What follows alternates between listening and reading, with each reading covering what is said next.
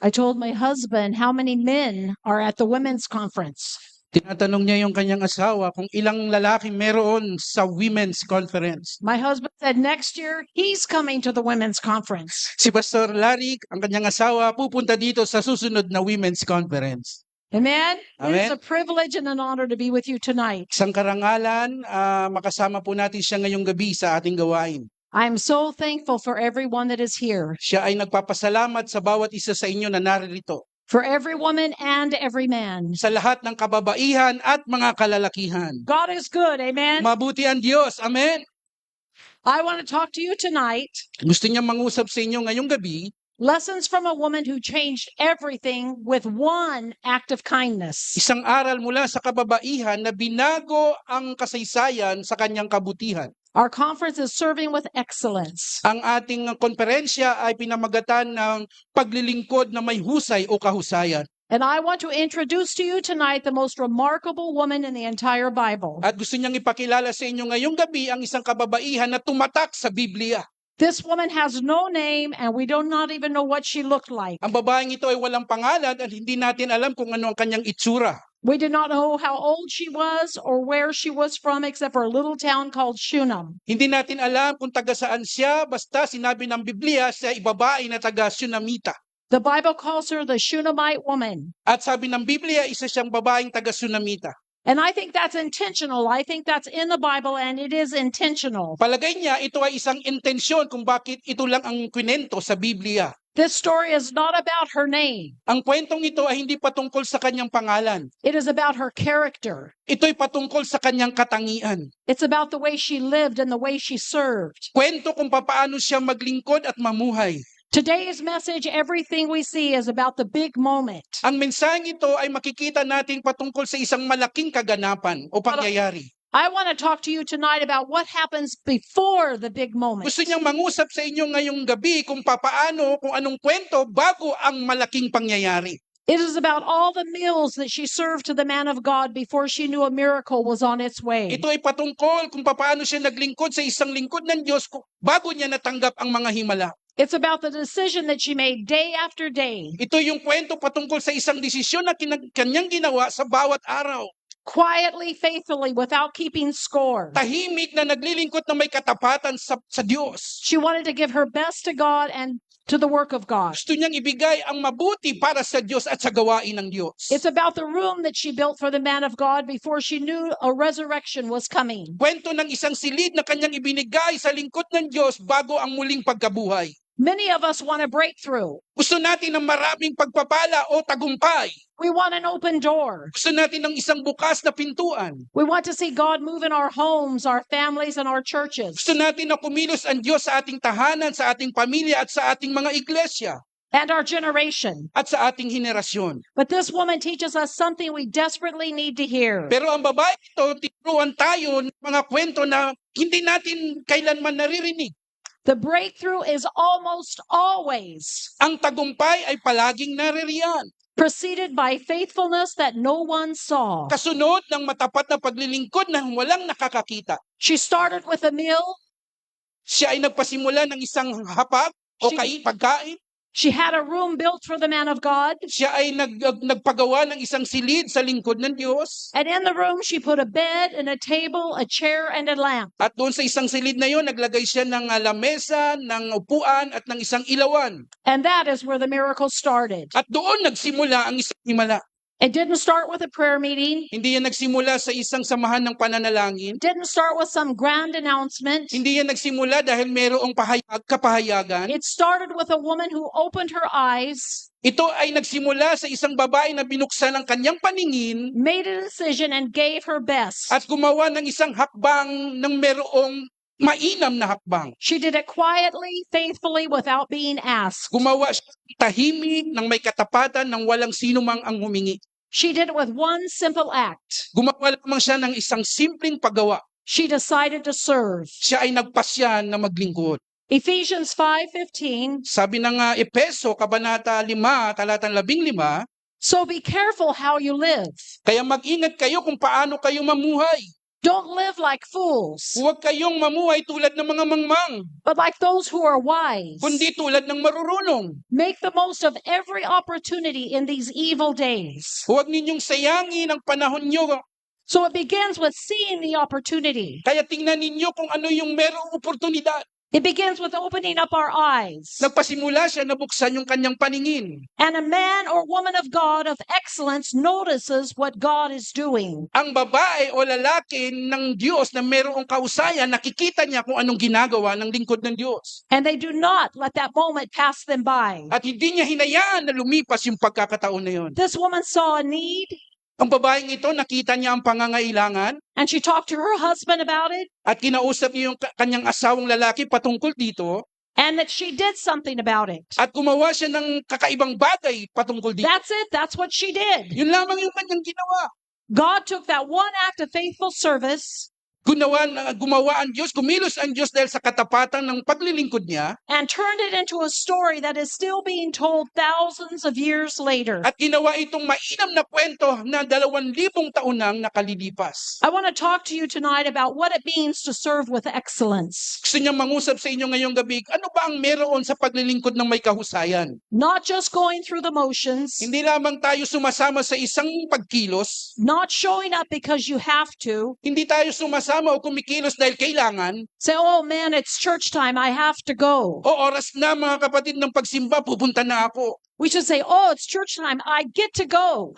Kundi sabihin natin, ito na yung oras ng gawain, pupunta na tayo. But serving the way this woman served with generosity, Pero yung babaeng ito ay naglingkod ng merong pagpapasalamat, with faith, ng may pananampalataya, without expecting anything in return. na wala siyang inaasam na kapalit o kapalit ng kanyang gagawin. One thing that I have learned in 55 years of ministry Isang bagay na kanyang natutunan sa loob ng 55 lilingkod sa Diyos, God notices ang Diyos napapansin niya what other people overlook. kung saan yung mga tao ay hindi nila pinapansin. He honors what the world calls small. Pinaparangalan niya yung mga tinatawag na maliliit. And when you serve with excellence, you position yourself for the blessings. At kung ikaw ay naglilingkod ng may kausayan, inilalagay mo ang iyong sarili sa Or pamamagitan ng pagpapala. More blessings than you could ever plan for yourself. Maraming pagpapala na hindi mo kayang lubos maisip para sa iyong sarili. Because she made room for God's work, Dahil siya ay naglagay ng isang silid para sa pagkilos ng Diyos, God began to work in her life in a way she would never imagine. at ang Diyos kumilos ng kakaibang bagay sa kanyang buhay na halos hindi niya lubos maisip. Our scripture is 2 Kings 4:8. Ang ating talata sa aklat ng Ikalawang Hari, Kabanata 4, talatang 8, One day Elisha went to the town of Shunem. at nangyari isang araw na si Eliseo ay nadaan sa Sunem, A wealthy woman lived there, na kinaroroonan ng isang dakilang babae, na mayamang babae na nakatira doon. and she urged him to come to her home for a meal. At inaaya niya ang lingkod ng Diyos na kumain.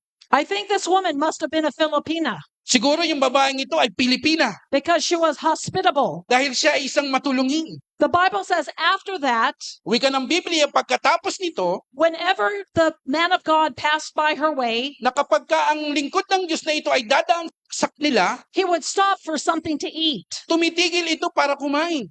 She said to her husband, I am sure the man who stops in from time to time is a holy man of God. Sinabi niya sa kanyang asawang lalaki na ang taong ito, tiyak ko na ito'y lingkod ng Diyos. Let's build him a small room on the roof and furnish it At gawan natin siya ng isang silid with at pagandahin natin. a bed, a table, a chair, and a lamp. Na merong isang upuan, isang kandilero, Then he will have a place to stay whenever he comes at by. isang lamesa na kung saan pag darating siya dito ay meron siyang matutuluyan. The King James Bible says she was a great woman. Wika ng King James Version, sinabi ng Bible na isa siyang dakilang babae. Just a little room on the roof. Isang maliit na silid lamang sa malapit sa may bubungan. The simple act that she did Ang simpleng paggawa na kanyang ginawa was an act of service. ay paggawa ng paglilingkod. And it started everything rolling in her life. At nagsimula itong kumilos sa kanyang buhay. Excellence sees what others do not see. Ang kahusayan ay mga bagay na nakikita na hindi nakikita ng iba. So the first thing tonight Kaya unang bagay ngayong gabi Excellence begins when you see what God is doing. Ang kahusayan ay yung mga bagay nakikita mo kung paano kumilos ang Diyos. I think the first thing that jumps out at us about this woman, Kaya isang bagay na kanyang naisip ngayong gabi patungkol sa babaeng ito it is her perception. ay yung kanyang napapansin. She saw something. Meron siyang nakitang isang bagay. She was paying attention. Siya ay laging nakatingin. Verse 9 tells us clearly, Wikan ng talatang 9, I am sure this man who stops in from time to time is a holy man of God. sabi niya, nalalaman ko na ang lingkod ng Diyos na ito na pabalik-balik ay tiyak kong lingkod ng Diyos. She recognized that he was a holy man. Nakilala niya na ang taong ito ay banal na tao. That might sound very small, Maaring maliit lamang itong pakinggan, but it was not a small thing. pero hindi po ito isang maliit na bagay. The Bible tells us the Shunammite woman noticed Elisha. Wika ng Biblia na ang babaeng sunamitang ito, nakilala niya, napansin niya si Eliseo. She saw something in Elisha that most people were just walking right past. Napansin niya kay Eliseo na may kakaibang bagay sa kanya na hindi tulad ng mga ibang mga tao. He wasn't the king. Hindi siya ang hari, He wasn't carrying a sign that said, I am the prophet of God. wala siyang karatula na nakasulat doon na ako ay isang propeta ng Diyos. He was just a man traveling through the town. Isa lamang siyang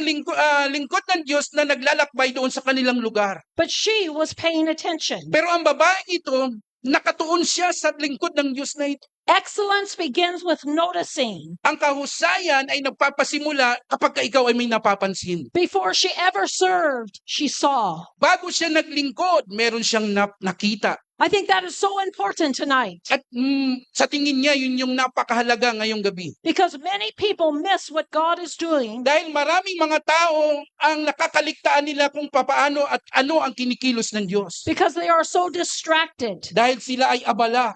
too tired or too focused on themselves. Marahil sila ay pagod na at nakatuon lamang sa kanilang mga pansariling pangangailangan. But this woman teaches us something powerful. Pero ang babaeng ito, tinuturuan tayo ng makapangyarihan. Excellence sees what others pass by. Ang kahusayan, napapansin mo na hindi napapansin ng iba. Something that I have noticed through the years of people who serve with excellence. Isang bagay na kanya nakikita sa loob ng maraming taon kung maraming mga taong naglilingkod na may There- kahusayan. They are always paying attention. Palagi silang nakatuon. They see a need before anyone has to announce it. Nakikita nila yung pangangailangan bago pa lamang ito i-anunsyo. They notice in church the person sitting alone. Napapansin nila yung mga taong nakaupo, isa lamang. They see when something is missing. Napapansin nila na mayroong nawawala sa loob ng church. They see the opportunity to do good. Nakikita nila yung oportunidad na mabuti. And they do not wait for someone to ask them to do it. Hindi sila nag-aantay na turuan sila, nasabihan sila na gawin ito. The Shunammite woman was in tune to the Spirit of God. Ang babaeng sunamitang ito ay nakatuon sa Espiritu ng Diyos. And some of the greatest things God will ever do in your life At isang dakilang bagay na kayang gawin sa iyo ng Diyos will begin with what you notice. ay magsisimula kung ano ang nakikita mo. Notice the need.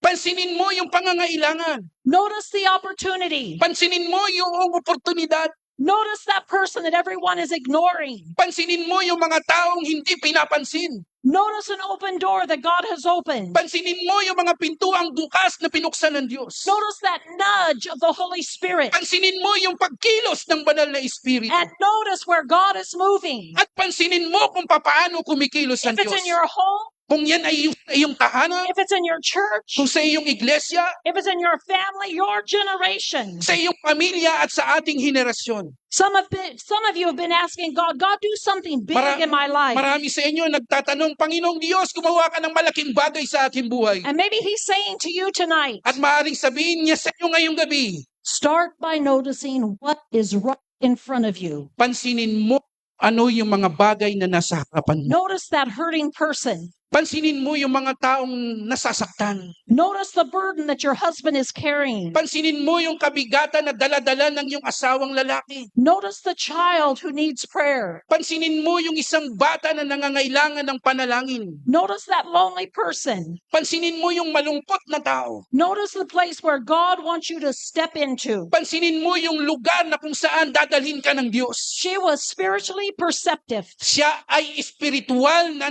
nakakapansin napansin, nakakakita. She recognized the man of God when he walked through the town. Napansin niya ang lalaking lingkod ng Diyos na lumalakad sa kanilang lugar. Do not underestimate Huwag mong maliliitin the power of spiritual sight. ang kapangyarihan ng espiritual na paningin. You do not have to be loud to be full. Hindi mo kailangan na ikaw ay maging maingay para maging makapangyarihan. You do not have to be on this platform to be useful. Hindi mo kailangan na ikaw ay nasa pulpito para ikaw ay magamit. You don't have to have a title to be sensitive to God. Hindi mo kailangan ng titulo para ikaw ay maging sensitibo sa gawain ng Diyos. This woman noticed what God was doing. Ang babaeng ito, napansin niya kung ano ang ginagawa ng Diyos. You want to serve with excellence? Gusto mo bang maglingkod ng may husay o kahutayan? Pay attention.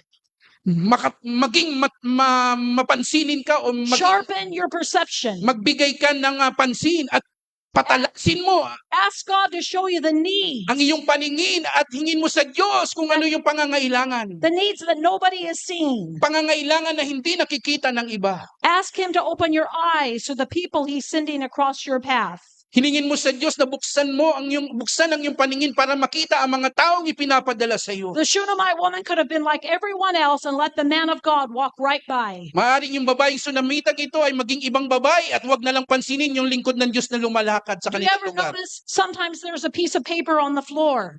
Napapansin niyo ba kapag mayroong kalat dyan sa sahig? 1,000 people can walk by but no one picks it up. Libo-libo ang tao ang daraan pero wala man lang iisa ang dadampot ng papel na yun. Not even noticing. Hindi nila napapansin. But the woman saw him. Pero ang babaeng ito nakita niya. She really saw him. Talagang nakita niya. And she acted on what she saw. At gumawa siya kung ano yung kanyang nakita. Hebrews 13:2. Sa aklat ng Hebreo, Kabanata 13, talatang 2, Don't forget to show hospitality to strangers. huwag ninyong limutin ang pagpapakita ng pag-ibig sa mga taga-ibang lupa. For some who have done this have entertained angels without realizing. Sapagkat sa pamamagitan nito, ang iba'y walang malay na nakapagpapatuloy ng mga anghel.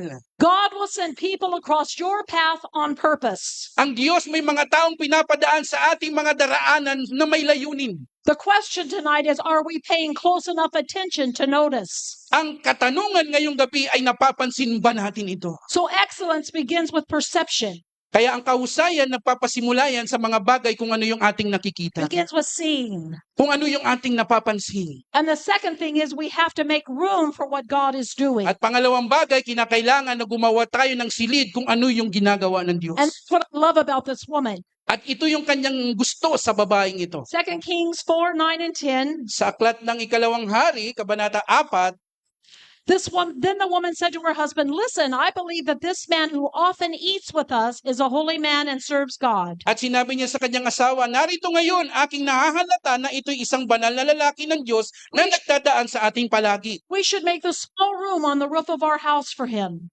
Isinasamo ko sa iyo na tayo gumawa ng isang maliit na silid sa pader at ating ipagpalagay siya roon, And we can put a bed, a table, a chair, and a lamp in the room for him. ng isang higaan at ng isang dulang at ng isang upuan at ng isang kandelero. So that when he comes to town, he will have some place to stay. Mangyayari na pagka siya'y dumarating sa atin, siya'y papasok doon. I love that. She said they were making room for him. Gustong-gusto niya yun na sinabi niya na gawan natin siya ng isang silid. She didn't just feed Elisha Kaya hindi siya yung si Eliseo, one meal and felt good about herself. at isang pagkain ay mabuti na sa atin. She kept going further. Pero mas higit pa yung kanyang ginawa. She didn't just have a good thought. Hindi lamang siya nag-isip ng mabuti, Excellence becomes action. ang kahusayan nagsisimula yan kapag ikaw ay may ginawa. Excellence prepares. Ang kahusayan ay hinahanda. Excellence makes space. Ang kahusayan ay gumagawa ng isang lugar First, she urged him to stop for a meal. na kanyang niyaya ito na tumigil muna at kumain. So every time he came by, he would stop to eat with them. Na ang taong ito na kapag kadaraan sa kanila ay titigil muna sa kanilang tahanan at kakain. It wasn't enough for her. Hindi yun sapat para sa kanya. She builds the room for him. Gumawa siya ng isang maliit na silid. Yet we notice her husband wasn't even aware of the great man of God. At nakita natin ng kanyang asawang lalaki, hindi niya napansin na ang taong ito ay isang dakilang lingkod ng Diyos. She didn't just offer what was convenient. Kanya nagbigay lamang siya kung ano yung mabuti sa kanya, madali para sa kanya. She thought about actually what Elisha needed. Alam niya na ito yung kailangan ni Eliseo. a place to rest and prepare, Isang lugar na pwede siyang pumasok at makapaghanda. a place to be alone with God. Isang lugar na pwede siyang makapagtuon sa ating Diyos. She thought about all the little details, Sinabi niya lahat ng mga bagay and she met every one of them. at kanyang ibinigay ang lahat ng pangangailangan. Excellence doesn't mean what is the minimum that I can give. Ang salitang kahusayan, hindi lamang ito salita na kung ano lang yung kaya mong ibigay. It asks us, what does this person actually need? Kundi sinasabi nito kung ano yung totoong pangangailangan ng taong ito. Excellent service creates an environment Ang kahusayan ay gumagawa ito ng isang samahan o isang lugar where the person you're serving can thrive. na kung saan ang iyong taong pinaglilingkuran ay makakakilos o lalago o aangat. Victory Church has always tried to create a church where people could thrive. Alam niyo po mga kapatid na ang Victory Church ay patuloy na gumagawa ng paraan na kung saan ang mga tao ay lalago. Do as Pastor Sammy and Pastor Larry, what they're doing. Gawin mo kung ano yung ginagawa ni Pastor Sammy at ni Pastor Larry. And I have been in the ministry for 55 years. At nasa ministeryo sa higit na 55 taon na. I have traveled all over the world. Marami na siyang mga lugar na napuntahan. And Ate Sophia is one of the greatest soul winners I have ever met in my life. At si Pastora Sophia, isang dakilang babae, maraming tao ang nakakilala sa Panginoon na kanyang nakilala. She helped to bring revival to Victory Church. Siya isang halimbawa, tulong kung paano nagdala ng muling pagpukaw sa Victory Church. Because she wanted to thrive. Dahil gusto niyang lumago at magtagumpay. She wanted to do what God wanted her to do. Gusto niyang gawin kung ano ang nais ipagawa ng Diyos. And she made room for what God had for her. At gumawa siya ng isang silid kung ano yung maaaring gawin ng Diyos. What are you making room for tonight? Ano ang ginagawa mong silid ngayong gabi? Are you making room for bitterness? Gumagawa ka ba ng silid ng kapaitan? Constant distraction? Na ikaw ay patuloy na naliligaw? Do you make room for fear? Ikaw ba ay gumagawa ng isang silid ng pagkatakot? Are you making room for everything except for the presence and the purpose of God? Ikaw ba ay gumagawa ng silid ng anumang uri ng silid maliban sa presensya ng Diyos? Or tonight, are you making room for prayer? O ngayong gabi, ikaw ba ay gumagawa ng silid ng panalanginan? Making room for the Word of God? Gumagawa ka ng isang silid para sa salita ng Diyos? Making room for worship? Gumagawa ka ng isang silid ng pagpupuri? Not just when you come to church in the worship service, Hindi lamang para pumunta sa church upang ikaw ay makapagpuri. but let the song be upon your lips when you rise in the morning. Kundi maglagay ka ng isang awit sa iyong mga labi sa tuwing umaga. Are you making room for serving? O gumagawa ka ba ng isang silid ng paglilingkod? Are you making room for obedience? O gumagawa ka ba ng isang silid ng pagsunod? Romans 12:13. Wika ng aklat ng mga Roma, Kabanata 12. When God's people are in need, Yung mga tao ay mayroong pangangailangan, be ready to help them. maging handa ka na tumulong. Always be Pal- eager to practice hospitality. Palagi na ikaw ay magbigay ng tulong at pag-ibig. This Shunammite woman built a room because she was eager. Ang babaeng Sunamitang ito ay gumawa ng isang silid dahil meron siyang pagnanais. She wanted to give the man of God a place to belong. Gusto niya na magkaroon ang lingkod ng Diyos ng isang silid. She just did it. Ginawa niya ito.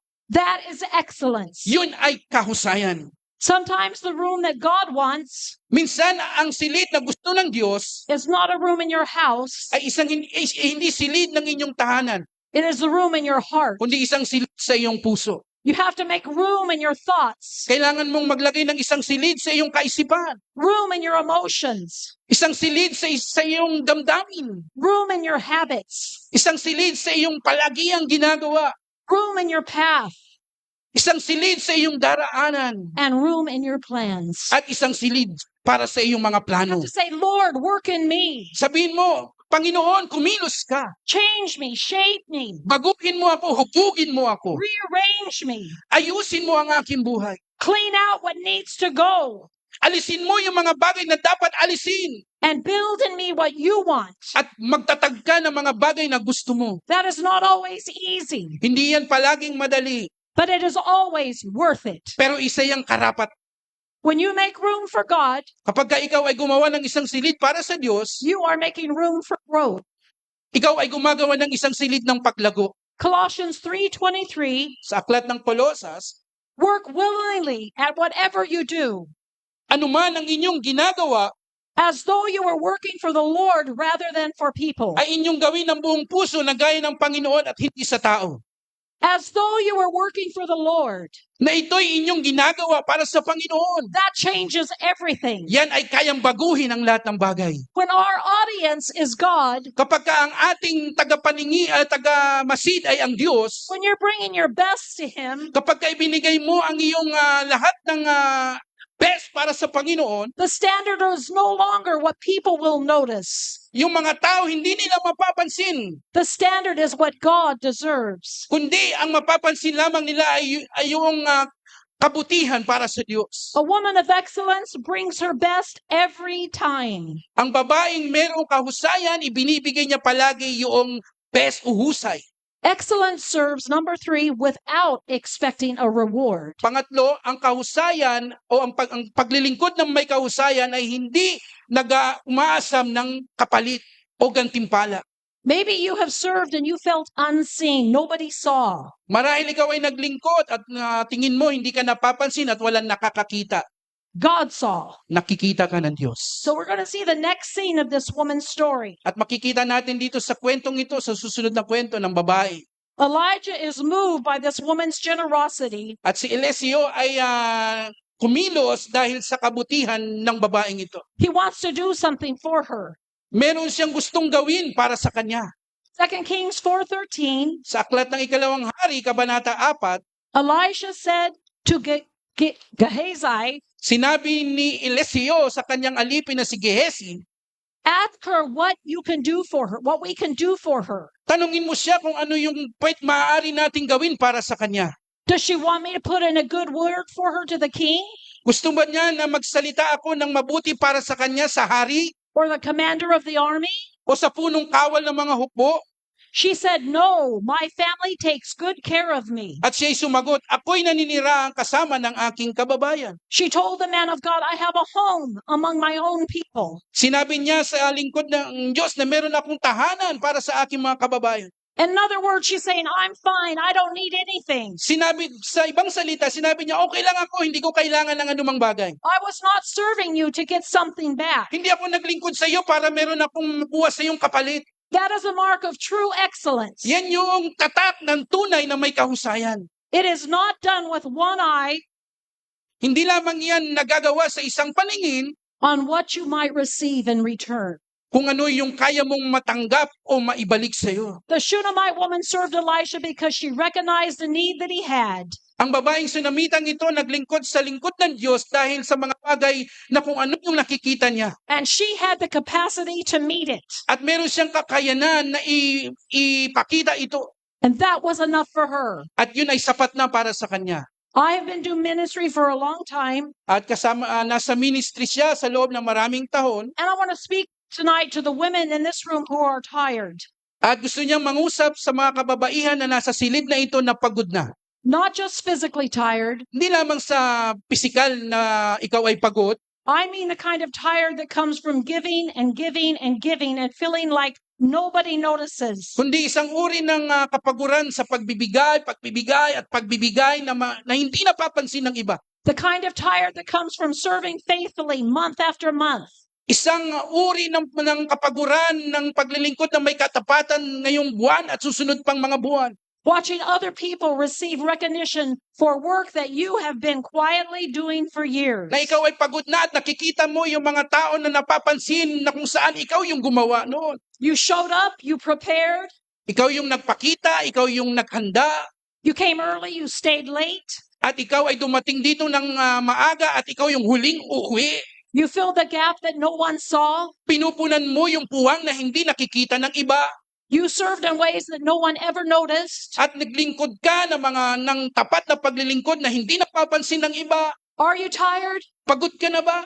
Not of serving, Hindi dahil sa paglilingkod, but feeling invisible. kundi yung mga bagay na pinupunan mo na hindi ka napapansin. I want you to hear this tonight. Gusto niyang marinig mo ito ngayong gabi. I want you to let this settle within your spirit. Gusto niyang paglingasin mo kung ano yung nasa sayong espiritu. God saw every single thing that the Shunammite woman did. Nakikita ng Diyos ang bawat bagay kung anong ginawa ng babaeng sunamitang ito. He saw every single thing that you did. Ang bawat ginawa ng babaeng ito at ginawa mo, A meal that prepared when you were exhausted. na isang hapag na inihanda mo na ikaw kahit na ikaw ay pagod na, Open up your home to hospitality. ibinigay mo ang iyong tahanan para ikaw ay makatulong, The time when you gave when you could not really afford to give. yung pagkakataon na ikaw ay nagbigay kahit na wala kang kakayanang magbigay, Prayers that you prayed over someone else's breakthrough. mga panalangin ay pinalangin mo upang ang mga tao ay magtagumpay. He saw the sacrifice that never made it into anybody's story. Nakikita ng Diyos yung kanyang sakripisyong ibinigay sa lahat ng kasaysayan. And here is the beautiful thing about that. At ito yung isang magandang bagay na makikita natin. The Shunammite woman said she didn't need a reward. Sabi ng babaeng Sunamitang ito, hindi ko kailangan ng gantimpala. Yet God had one waiting for her. Dahil ang Diyos ay merong inihanda para sa kanya. Because that is how our God works. Dahil ganyan ang ating Diyos kung paano siya kumilos. So we know the story that Elisha discovered through his servant that she had a secret sorrow that she never spoke about. At si Eliseo natuklasan niya sa kanyang lingkod na si Giezi na merong kalungkutan sa babaeng ito. The Shunammite woman had no child. Ang babaeng Sunamitang ito ay walang anak. Her husband was old. Ang kanyang asawang lalaki matanda na. She had buried that longing deep and made peace with it. At siya ay nag-aasa, umaasa na merong kalungkutan. She did not even ask for this. Hindi niya ito hiningi. But yet Elisha called her and declared a miracle over her life. Pero si Eliseo tinawag ang babaeng Sunamitang ito at nagpasya at nagdeklara sa kanyang buhay. Elisha said, next year at this time you will be holding a son in your arms. Sinabi ni Eliseo sa panahong ito, katulad nito, sa susunod na taon, meron ka ng karga-kargang bata o anak. No, my Lord, she cried. Sabi niya, hindi, Panginoon. Siya ay umiiyak. Oh, man of God, don't deceive me. Ikaw na tao ng Diyos, huwag kang magsinungaling. Don't get my hopes up like that. Huwag mo akong paasahin. She was shocked. Siya ay nabigla. She wasn't expecting it. Hindi niya ito inaasahan. And it was something that she hadn't asked for. Na ibigay kung ano yung kanyang hindi hinihingi. She served without any expectation of a reward. Siya ay naglingkod na hindi umaasa ng gantimpala. But God reached past her expectation. Pero ang Diyos inabot niya kung ano yung kanyang dapat asahan. And He gave her the very thing she had stopped hoping for. At ibinigay sa kanya kung ano yung kanyang inaasahan ng matagal ng panahon. When you serve without expecting a reward, Kapag ikaw ay naglingkod na wala kang inaasahang gantimpala o kapalit, God has a way of blessing you beyond what you would ever think to ask for. ang Diyos ay merong kaparaanan na hindi mo kayang lubos na matanggap na pagpapala para sa iyo. Luke 6:38. Wika ng Biblia sa aklat ng mga Lukas, Kabanata 6:38. Give and you will receive. Magbigay kayo upang kayo'y bigyan din. Your gift will return to you in full. Ang ating mga kaloob ay bibigay sa atin, ibabalik sa atin ng buo. Pressed down, Siniksik, shaken together. niliglig. You know, they shake it together so you make more room. Alam mo ba kung bakit ka nililiglig? Para magkaroon ng iba pang mga lugar. Running over, At umaapaw.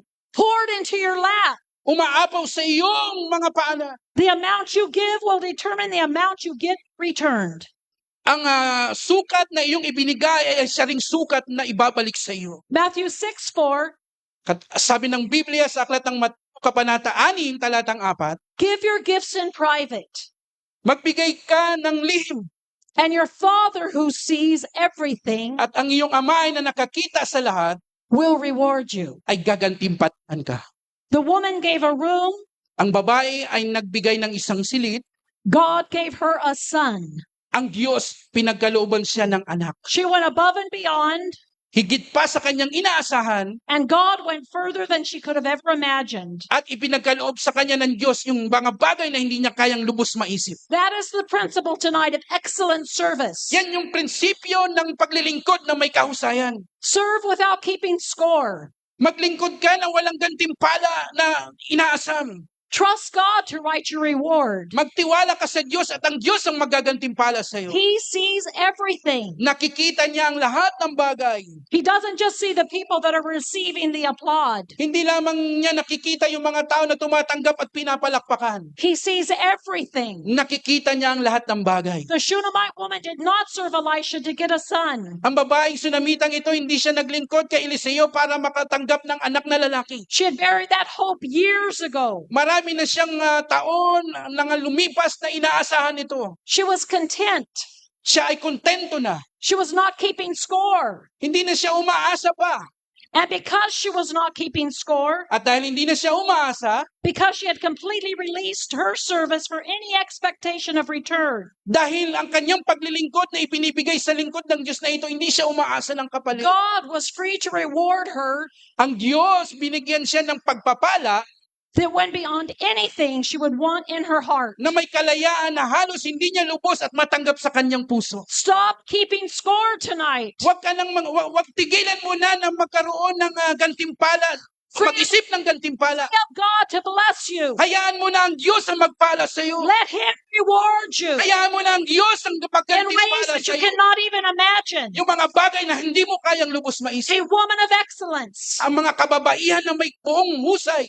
and a man of excellence Maging mga lalaki na may mga gives kahusayan. without keeping score Magbigay ka ng walang kapalit. and trust God to see everything that he or she does. At magtiwala ka sa Diyos na ang Diyos ay kikilos. Do you see what others do not see? Nakikita mo ba yung mga bagay na hindi nakikita ng iba? Are you making room for God to do what God wants to do? Gumagawa ka ba ng silid para sa Diyos na gustong ipagawa ng Diyos? Are you giving God your best tonight? Ginagawa mo ba na ibigay sa Diyos ang mga bagay na mahuhusay? God is calling us tonight to be men and women of excellence, Tinatawag tayo ng Diyos ngayong gabi ng mga babae at lalaki na may kahusayan. to have eyes to see what God wants us to see. Na makita natin yung mga bagay na gustong ipakita sa atin ng Diyos. People that pay attention, Ang mga taong lagi nakatuon. people that know how to do the right thing, Mga taong na alam niya kung paano gumawa ng mabubuting bagay. and to do the right thing when nobody's watching. At gawin ang mga mabubuting bagay na walang nakakakita. We're not after man's glory. Hindi tayo umaasa sa pagpapala ng mga tao. We're after the words of the Father.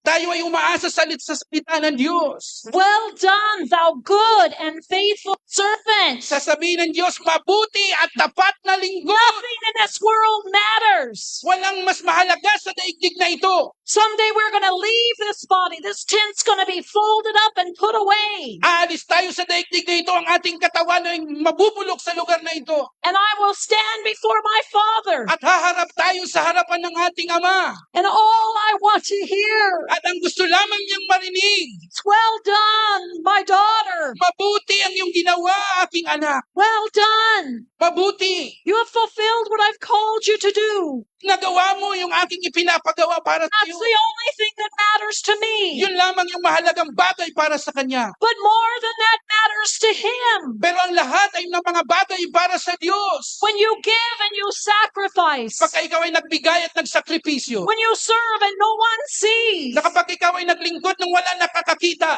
He sees and He will reward you on this earth. nakikita tayo ng Diyos at He's a God gagantimpalaan of tayo ng Diyos. blessing. Dahil siya ang Diyos ng He's pagpapala. a God that loves you. Siya ang Diyos na umiibig sa atin. But He's calling us to be men and women of excellence. Pero tinatawag niya tayo na maging babae at lalaki na may kahusayan. Always being alert and aware of what is happening around Na us. dapat tayong maging handa kung ano ang nangyayari sa ating paligid. Let's pray tonight. Manalangin tayo ngayong gabi. Thank you, Jesus. I want to ask you tonight, Gusto niya kayong tanungin ngayong gabi. do you see what others do not see? Nakikita mo ba yung mga bagay na hindi nila napapansin o nakikita? Are you making room for what God is doing? Gumagawa ka ba ng isang silid kung paano kikilos ang Diyos? Are you giving God your best? Ibinibigay mo ba sa Diyos ang lahat? Are you giving God your best? Binibigay mo ba sa Diyos ang lahat? Don't wait till the last minute to give God your leftovers. Huwag mo nang antayin pa yung huling mga oras para lamang ibigay yung mga bagay na hindi mo kayang nang gawin. Give God your first fruits. Ibigay mo sa Diyos ang iyong unang bunga. Give Him the best. Ibigay mo sa Kanya yung pinakamainam.